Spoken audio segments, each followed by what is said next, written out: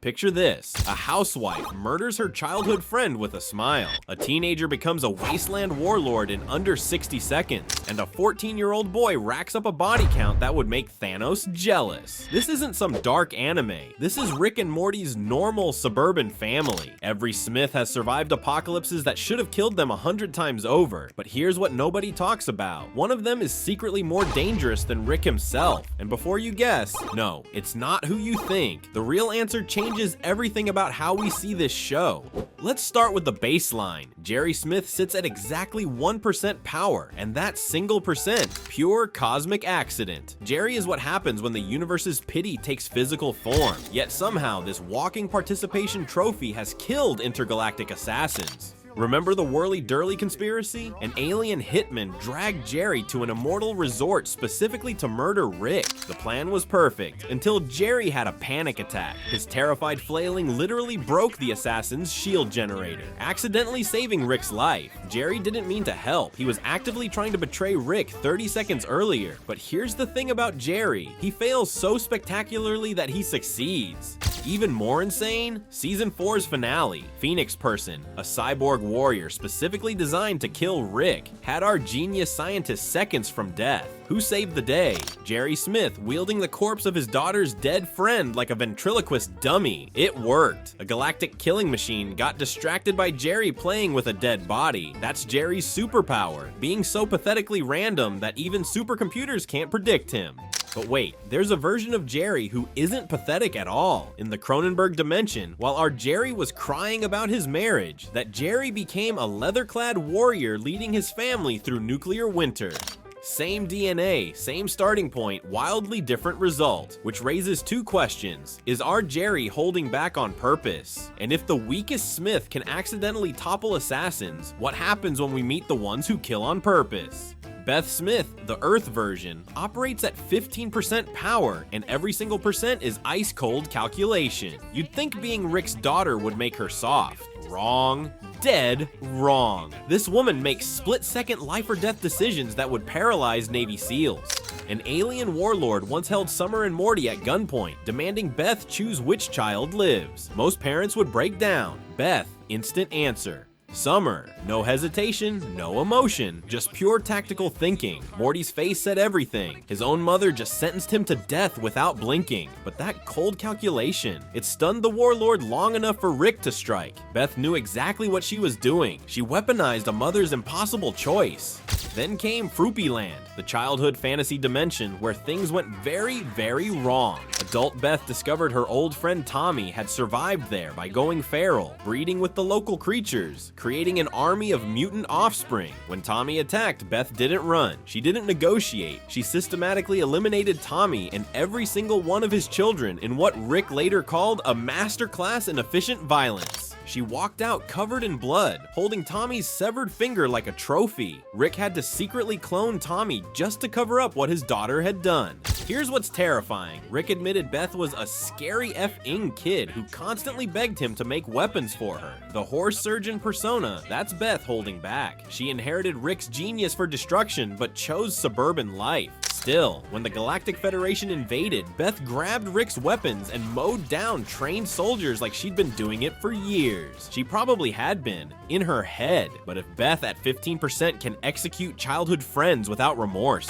what does 50% look like? And more importantly, who in this family is already there? Summer Smith explodes onto the power scale at 50%, and she's accelerating faster than anyone expected. While everyone sees a teenage girl obsessed with her phone, Summer's actual hobby is becoming a post-apocalyptic warlord, and she's disturbingly good at it. Drop Summer in any hellscape and she doesn't just survive, she conquers. Rickman Singh the Stone proved this definitively. Within minutes of arriving in a Mad Max wasteland, Summer didn't hide or cry. She challenged the Deathstalker leader to single combat, killed him when he begged for death, and took over his entire gang. By the time Rick noticed his granddaughter was missing, she was already wearing the leader's helmet covered in blood, negotiating territory disputes. Morty was still figuring out his murder arm. Summer had already restructured an entire society. The Glorzo incident should have killed her. Face-hugging parasites enslaved an entire planet, including Rick and Morty, turning them into egg-laying hosts. Summer's defense? A toothpick. She kept it in her mouth so no parasite could infect her, then pretended to be brainwashed, rose through their ranks, became their leader, and orchestrated their complete annihilation from the inside. She turned an entire species' biology against itself. That's not luck, that's tactical genius. But here's the detail everyone misses. Summer stays calm when Rick's ship goes homicidal. She steadies portal guns while standing on her grandfather's corpse. She co-leads crime families without breaking a sweat. Every time the family needs someone to step up, Summer's already 3 steps ahead. At 50%, she's more dangerous than most galactic bounty hunters. So why does she seem like the normal one? And if Summer's only halfway up the power scale, who's strong enough to hit 80%? Morty Smith has evolved into something terrifying, 80% power and climbing with every traumatic Tuesday. Season 1, Morty could barely ask a girl to dance. Current Morty has personally extinct multiple species and sleeps fine. The transformation isn't just dramatic, it's apocalyptic. The Purge planet broke something in Morty. He tried staying moral while aliens murdered each other for sport. Tried. Then someone pushed him too far, and Morty donned power armor and eliminated nearly the entire population in one continuous killing spree. Not in self-defense, in pure unleashed rage. Rick had to physically restrain him. The grandfather who treats genocide like a Tuesday told Morty to calm down. Let that sink in. But the fart incident revealed something darker. Morty fought through armies to protect a telepathic gas cloud, causing hundreds of collateral deaths. Then fart revealed its plan: exterminate all carbon-based life. Morty's response? Ask for one last song, then execute it point blank with an antimatter gun. He outmaneuvered a mind reader. A 14-year-old boy made a split-second decision about galactic genocide and chose correctly. The same kid who used to stutter through book reports. The Death Crystal Rampage, though? That was Morty unleashed. Guided by visions of possible futures, he carved a path through reality itself. Bullies, cops, the military, anyone between Morty and his perfect death got mowed down. He weaponized a judge's guilt to escape life imprisonment, literally talking the man into suicide on live television. For a brief window, Morty bent causality itself to his will. It took an army of alternate Ricks to stop him.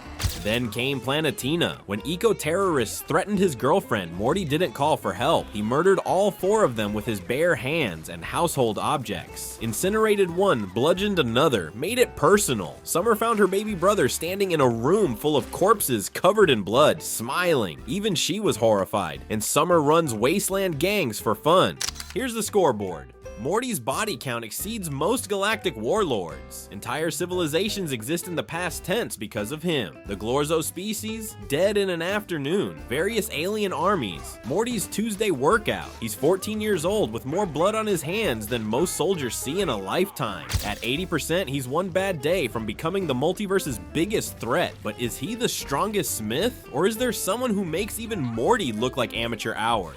Space Beth doesn't climb to 100%. She arrives there. She's what happens when you take Beth's surgical precision, add Rick's complete arsenal, subtract all moral hesitation, and multiply by years of galactic warfare. The result? The most wanted person in the universe, and she wears that title like designer jewelry.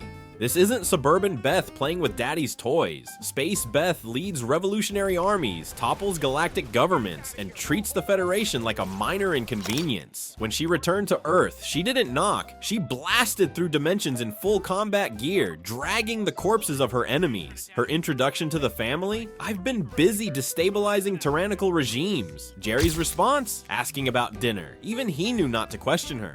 The synchronized Beth assault proved something incredible. Earth Beth and Space Beth cleared a Federation battalion like they'd rehearsed it for years. They hadn't. They'd never fought together before, but they moved like mirror images dealing death, each knowing exactly where the other would strike. 2 Beths, 0 mercy, hundreds of dead soldiers. The Federation's elite troops looked like tutorial enemies. But Phoenixperson, that fight changed everything. This cyborg once named Bird Person was specifically enhanced to kill Rick, and he was winning. Rick, the smartest man in the universe, was getting systematically destroyed. His cybernetics ripped out, his body breaking, his weapons useless. Space Beth saw her father, the untouched untouchable Rick Sanchez about to die. She didn't hesitate, call for backup, or show fear. She went hand to hand with a killing machine that was beating Rick. She took hits that would have killed Jerry 50 times over and kept fighting. When Jerry's ridiculous puppet show created an opening, Space Beth dove through laser fire to manually shut down Phoenixperson from the inside. Rick was unconscious. Space Beth stood victorious. Why does Space Beth hit 100%? Because she's Rick without the depression, Beth without the doubt, and Summer without the teenage years holding her back. She's pure, refined Smith family violence. No philosophical rambling, no suburban distractions, just revolution and results. She makes the rest of the family look like they're playing on easy mode. Which brings us to the twist nobody sees coming.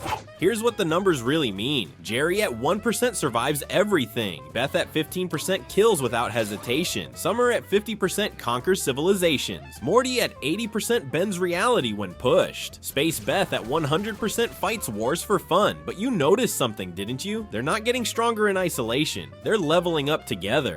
Every family adventure makes Jerry luckier, Beth colder, Summer bolder, and Morty deadlier. They're not just using Rick's tech, they're becoming like Rick. The suburban family that should have died in season 1 is transforming into an interdimensional death squad, and they don't even realize it's happening. Strip the guns away, and Space Beth still dominates through pure skill. Give everyone equal equipment, and suddenly they're all unstoppable. The Smiths' real superpower isn't portal guns or plot armor, it's each other. Every traumatic adventure that should break them apart somehow makes them stronger together. Even the multiverse can't figure out how to stop a family that treats apocalypses like Sunday dinners. Which leaves one impossible question. If this is what Rick's normal family becomes, what does that say about Rick himself? Is he the strongest being in the multiverse? Or did he accidentally create 5 people who could surpass him?